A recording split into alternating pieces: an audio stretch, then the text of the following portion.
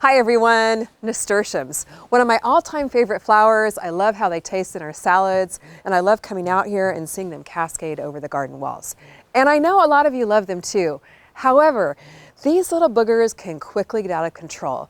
So today I'm going to give you some tips for controlling them so they don't take over your garden. I love how the nasturtiums look spilling over the walls here on the hill. However, that can also be a problem. They can quickly get out of control, block the pathways, and also block sunlight from other plants, which means your vegetables won't be as productive.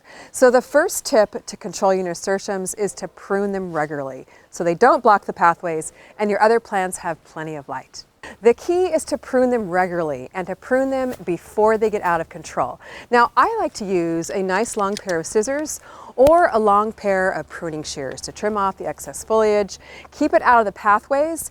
It also maintains a nice, neat appearance and makes the plants look more compact and beautiful, and allows more room for the plants to bloom. The second thing to keep your nasturtiums under control is to train the vines vertically. Provide a trellis or a stake for them to climb on. This directs their growth upward so they're not sprawling all over your garden. This not only prevents pathway invasion so you have a clear place to walk and nurture your garden, but it also allows sunlight to reach your vegetables so they're more productive. The third technique to controlling nasturtiums is called selective thinning.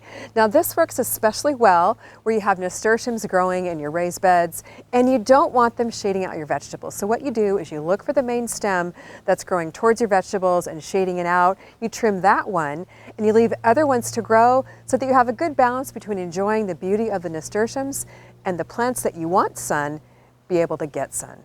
And just look how much selective thinning opened up the garden bed. These greens will get a lot more sun and I'll get a lot more harvest out of them too. Nasturtiums really are one of the easiest flowers to grow. And the good thing is they thrive on neglect. So if you want to grow an easy flower, they're definitely for you. And I can't wait until springtime when we get a little bit more sun back here, because then the flowers really start to pop and this whole hill is awash with beautiful red and orange flowers. If you need nasturtium seeds, head over to CaliKimGardenandHome.com. They're in my Bring on the Pollinators Cool Season collection and in my Bring on the Pollinators Red Flower collection. And right now, all of my seed collections are 25% off with the code CALIKIMSEEDS. And we have updated a lot of our collections with brand new varieties. I want to know in the comments, are you growing nasturtiums? What's your favorite variety? Can't wait to hear about all the beautiful flowers you'll be growing this spring.